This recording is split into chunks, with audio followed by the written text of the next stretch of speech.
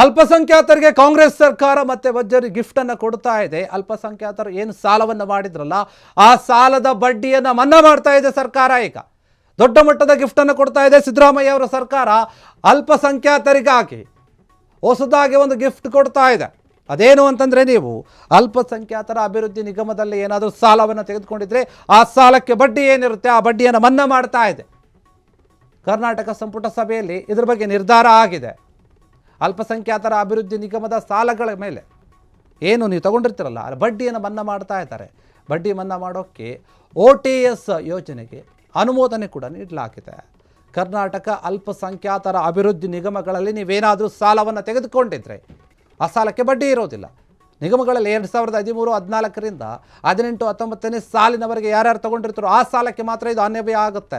ವಿವಿಧ ಯೋಜನೆಯ ಅಡಿಯಲ್ಲಿ ಪಡೆದಂತಹ ಸಾಲಗಳಿಗೆ OTS ಮೂಲಕ ನಿಮ್ಮ ಬಡ್ಡಿಯನ್ನು ವಿನಾಯಿತಿ ಕೊಡಲಾಗುತ್ತೆ. 5 ವರ್ಷದಲ್ಲಿ 981 ಕೋಟಿ ಫಲಾನುಭವಿಗಳಿಗೆ ಕೊಟ್ಟಿರ್ತಾರೆ ಸಾಲವನ್ನು. ಅದರಲ್ಲಿ ನೋಡಿ ಇನ್ನೂ 714 ಕೋಟಿ ರೂಪಾಯಿ ವಸೂಲಿ ಮಾಡಬೇಕಾಗಿದೆ, ಅದು ಬಾಕಿ ಇದೆ ಅಂತ ಹೇಳಿ ಸಚಿವ HK ಪಾಟೀಲ್ ಹೇಳಿಕೆಯನ್ನು ಕೊಟ್ಟಿದ್ದಾರೆ. ಕಾನೂನು ಸಚಿವ CM ಸಿದ್ದರಾಮಯ್ಯ ಸರ್ಕಾರ ಏನಿದೆ ನಿಜಕ್ಕೂ ಕೂಡ ಅಲ್ಪಸಂಖ್ಯಾತರಿಗೆ ಒಂದು ರೀತಿಯಲ್ಲಿ ರಿಯಾಯಿತಿಯನ್ನು ಅಥವಾ ಗಿಫ್ಟನ್ನು ಕೊಟ್ಟಂತೆ ಕಾಣ್ತಾ ಇದೆ.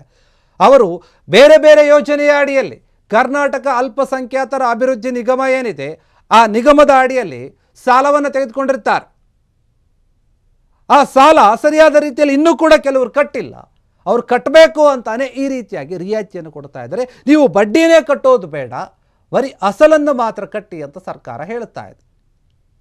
ಯಾಕಂದರೆ ಕೆಲವು ಬಡವರು ಇರ್ತಾರೆ, ಅವರು ತೆಗೆದುಕೊಂಡಂತಹ ಯೋಜನೆ ಏನಿರುತ್ತೆ ಅದು ಸರಿಯಾದ ರೀತಿಯಲ್ಲಿ ಆಗಿರೋದಿಲ್ಲ. ವ್ಯಾಪಾರ ಮಾಡೋಕ್ಕೆ ಶುರು ಮಾಡಿರ್ತಾರೆ, ಅದು ಲಾಭ ಕೊಡದೇ ಇರ್ಬೋದು, ಸಾಕಷ್ಟು ಕಾರಣಗಳಿರ್ಬೋದು ಸಾಲ ತೆಗೆದುಕೊಂಡವರು. ಹೀಗಾಗಿ ಅವ್ರಿಗೂ ಕೂಡ ಹೊರೆ ಆಗಬಾರ್ದು. ಏನು ಸಾಲವನ್ನು ತೆಗೆದುಕೊಂಡಿರ್ತೀರಿ ಅಷ್ಟೇ ಹಣವನ್ನು ಮಾತ್ರ ಕಟ್ಟಿ, ಬಡ್ಡಿ ಬೇಡ ಅಂತ ಸರ್ಕಾರ ಹೇಳುತ್ತಾ ಇದೆ. ಅಲ್ಪಸಂಖ್ಯಾತರ ಕಲ್ಯಾಣಕ್ಕಾಗಿ ಯೋಚನೆ ಮಾಡಿದಂತೆ ಕಾಣ್ತಾ ಇದೆ CM ಸಿದ್ದರಾಮಯ್ಯ ಅವರು.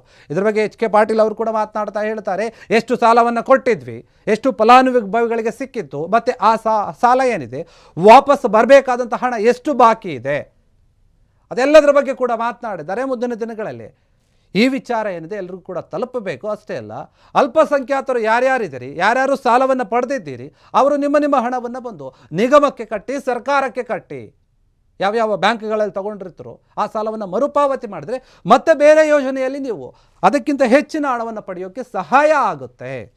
ಈ ನಿಟ್ಟಿನಲ್ಲಿ ಸರ್ಕಾರ ಅನುಕೂಲ ಮಾಡಿಕೊಡ್ತಾ ಇದೆ. ಅದು ಯಾವುದರಲ್ಲಿ ಯಾವಾಗ ಬೇಕಾದ್ರೆ ಸಾಲ ತಗೊಂಡಿದ್ರೆ ಇದಾಗೋದಿಲ್ಲ ಹೇಳ್ತಾ ಇದ್ದಾರೆ ಅವರು. ನೀವು ನಿಗಮದಲ್ಲಿ 2013-14ರಿಂದ 2018-19 ಈ ಸಾಲಿನಲ್ಲಿ ನೀವೇನಾದರೂ ಸಾಲವನ್ನು ತೆಗೆದುಕೊಂಡಿದ್ರೆ ಆ ಸಾಲಕ್ಕೆ ನೀವು ಬಡ್ಡಿಯನ್ನು ಕಟ್ಟಬೇಕಾಗಿಲ್ಲ. ಸರ್ಕಾರ ಸಚಿವ ಸಂಪುಟ ಸಭೆಯಲ್ಲಿ ಈ ನಿರ್ಧಾರವನ್ನು ಮಾಡಿದೆ. ಬೇರೆ ಬೇರೆ ಯಾವ ಯೋಜನೆಗಳ ಅಡಿಯಲ್ಲಿ ನೀವು ಸಾಲ ತೆಗೆದುಕೊಂಡಿದ್ರೂ ಕೂಡ ಪರವಾಗಿಲ್ಲ, ನೀವು ಬಡ್ಡಿಯನ್ನು ಕಟ್ಟೋದು ಬೇಡ. ಈ ಸಾಲಗಳಿಗೆ OTS ಬಡ್ಡಿ ಅಡಿಯಲ್ಲಿ ನೀವು ಕಟ್ಟೋದು ಬೇಡ, ನಾವು ಮನ್ನಾ ಮಾಡ್ತಾ ಇದ್ದೀವಿ ಅಂತ ಹೇಳ್ತಾ ಇದ್ದಾರೆ. ಇದುವರೆಗೂ ಕೂಡ ನೋಡಿ 5 ವರ್ಷಗಳಲ್ಲಿ ನೋಡೋದಾದರೆ 981 ಕೋಟಿ ರೂಪಾಯಿ ಫಲಾನುಭವಿಗಳಿಗೆ ಸಾಲವನ್ನು ಕೊಟ್ಟಿದ್ದಾರೆ. ಇಷ್ಟು ದೊಡ್ಡ ಮಟ್ಟದ ಮೊತ್ತವನ್ನು.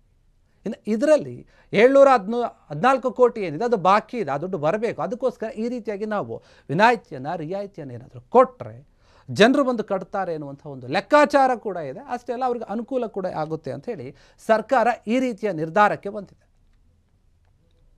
ಕ್ಷಣ ಕ್ಷಣದ ಸುದ್ದಿಗಳಿಗಾಗಿ ಫ್ರೀಡಂ ಟಿವಿ ಸಬ್ಸ್ಕ್ರೈಬ್ ಮಾಡಿ, ಲೈಕ್ ಮಾಡಿ ಹಾಗೂ ಫಾಲೋ ಮಾಡಿ. ಹೊಸ ಸುದ್ದಿಗಳ ನೋಟಿಫಿಕೇಶನ್ಗಾಗಿ ಬೆಲ್ ಐಕಾನ್ ಮೇಲೆ ಕ್ಲಿಕ್ ಮಾಡಿ.